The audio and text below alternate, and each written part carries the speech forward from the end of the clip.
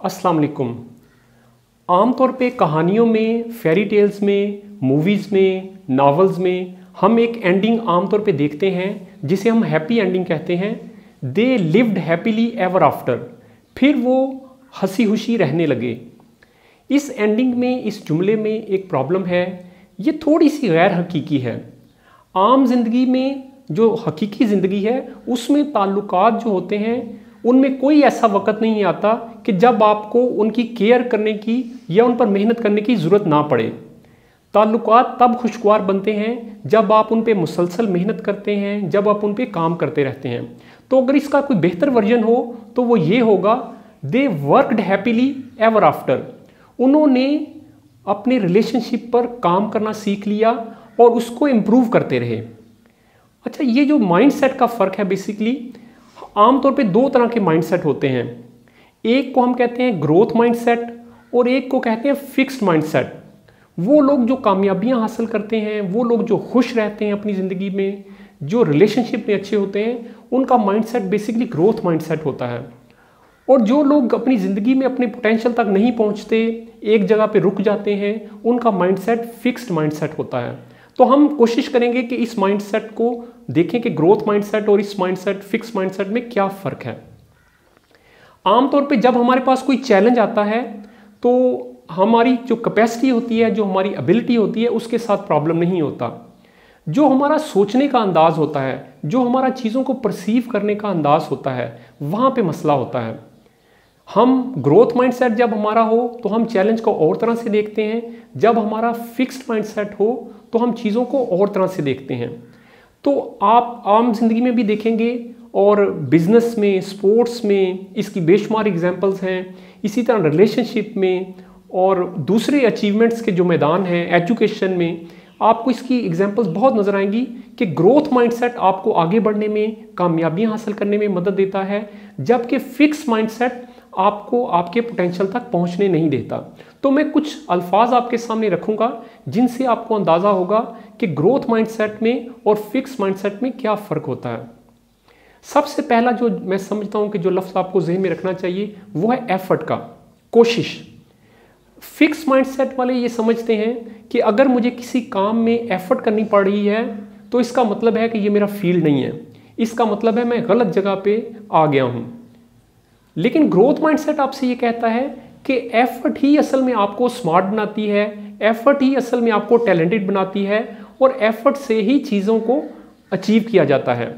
यानी कि fix mindset ये कहता है कि अगर ये मेरे लिए आसान होता तो फिर ये मेरा फील्ड था, क्योंकि मुझे बहुत एफर्ट करनी पड़ रही है तो इसलिए ये मेरा फील्ड नहीं है, ये मेरा शोबा नहीं है, या ये मेरा मैदान नहीं है।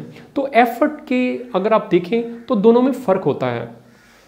अच्छा, इसी तरह चैलेंजेस के बारे में दोनों मुख्तलिफ तरह से सोचते हैं।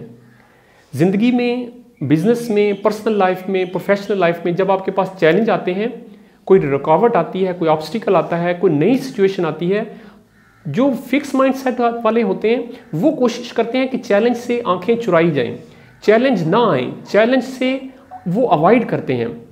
इसके मुकाबले में जो ग्रोथ माइंडसेट वाले होते हैं वो चैलेंजेस को अपॉर्चुनिटी समझते हैं। चाहे वो बिजनेस है, चाहे वो रिलेशनशिप है, चाहे वो पर्सनल लाइफ है, जब उनके पास कोई चैलेंज आता है तो वो ये समझते हैं कि जब मैं इसको रिजॉल्व कर लूँगा, जब मैं इसको हल कर लूँगा, जब मैं इसमें से ओवरकम करूँगा इसको, तो मैं ज़्यादा बेहतर बन के निकलूँगा, मेरे लिए मज़ीद अपॉर्चुनिटीज़ होंगी। जैसे अगर बिज़नेस में कोई नई सिचुएशन आई है, आप उसको हैंडल करते हैं तो हो सकता है कि आपके पास नई अपॉर्चुनिटीज़ आ जाएं। और आप जैसे अभी हालात हैं एक वबा की वजह से, तो आप अपनी चीज़ों को चेंज करते हैं, मुख्तलिफ करते हैं, और हो सकता है कि आप नई नई चीज़ें ढूंढ लें।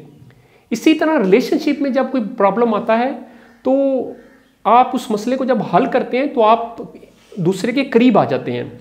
तो बाज़ औक़ात जो चैलेंज होता है वो एक तरह से ब्लेसिंग साबित होता है। अच्छा, एक और लफ्ज़ जो है वो टैलेंट और स्किल है। फिक्स माइंडसेट वाले ये सोचते हैं कि टैलेंट और जो स्किल है वो फिक्स्ड होती हैं, वो या होंगी या नहीं होंगी। लेकिन जो ग्रोथ माइंडसेट वाले होते हैं वो ये कहते हैं कि जो टैलेंट और स्किल जो होती हैं उनको डेवलप किया जाता है, उनको सीखा जाता है और इन्हें हासिल कर सकते हैं हम। अच्छा, इसी तरह फेलियर के बारे में भी दोनों के सोचने का अंदाज़ मुख्तलिफ होता है। जब फिक्स माइंडसेट वालों को फेलियर का सामना करना पड़ते हैं तो वो डिक्लेयर कर देते हैं कि आई एम फेलियर।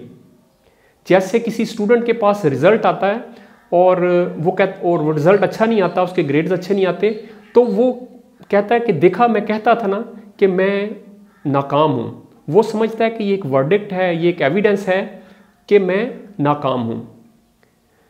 अच्छा, इसी तरह आप देखें कि जो स्पोर्ट्स है उसमें बेशुमार लोग ऐसे हैं जिनको फेलियर मिलती है और वो अपना उनका करियर ख़त्म हो जाता है, वो मज़ीद आगे नहीं जा सकते। लेकिन जो ग्रोथ माइंडसेट होता है उसमें जब आप फेलियर आता है तो आप उसको एक अपने जर्नी का लाजमी हिस्सा समझते हैं। आप समझते हैं कि फेलियर आती है लेकिन आपने साबित कदम रहना है और आपने इसमें से निकलना है। इसकी बेशुमार एग्जांपल्स हैं, जैसे मैं अभी आपको स्पोर्ट्स का बता रहा हूँ। स्पोर्ट्स में कुछ लोग जिनको शुरू में रिजेक्ट कर दिया जाता है, उनको रखा नहीं जाता, टीम में सेलेक्ट नहीं किया जाता, लेकिन जो ग्रोथ माइंडसेट वाले होते हैं वो अपना माइंडसेट, अपना सोचने का अंदाज ये रखते हैं, वो दोबारा कोशिश करते हैं, नई स्ट्रेटजी के साथ मैदान में आते हैं, वो फिर कोशिश करते हैं, तो वो फेलियर के बारे में मुख्तलिफ तरह से सोचते हैं। अच्छा, इसकी एक एग्जांपल रिलेशनशिप में भी है कि अगर रिलेशनशिप में किसी को रिजेक्ट कर दिया जाए तो जो फिक्स माइंडसेट वाला होगा वो कहेगा कि मैं जो हूँ मैं अनलवेबल हूँ, मुझसे कोई मोहब्बत नहीं कर सकता।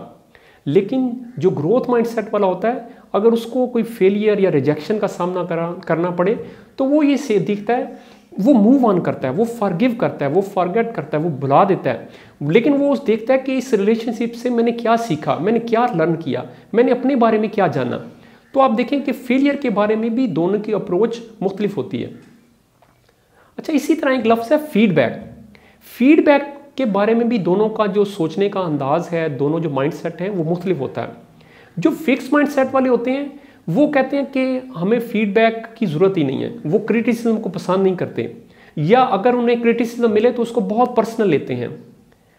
लेकिन जो ग्रोथ माइंडसेट वाले होते हैं वो फीडबैक को, क्रिटिसिज्म को सुनते हैं, उसमें से लेसन लेते हैं, उसमें से लर्न करते हैं और अपने आप को इम्प्रूव करते हैं।